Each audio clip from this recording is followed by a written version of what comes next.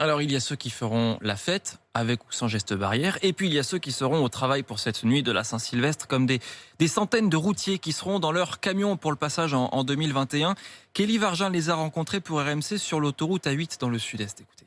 Comme l'année dernière, Stéphane, chauffeur à son compte, sera loin de sa famille et ce 31 décembre sera finalement une journée. Comme n'importe quelle journée, dans la mesure où je fais des kilomètres, je serai payé en fonction d'eux. Avec l'obligation en cette veille de jour férié de s'arrêter à 22h. Tout routier transportant autre chose que des denrées périssables est dans l'obligation de s'arrêter à partir de 22h. Donc je resterai bloqué sur une heure d'autoroute. Je vais essayer de communiquer avec un maximum de personnes, qu'elles soient françaises ou étrangères. Le but étant de ne pas être seul, tout simplement. Emmanuel lui aussi est sur la route et fera tout pour rentrer au plus tôt. Il faut que les grandes surfaces soient livrées, donc je vais commencer à 11h25.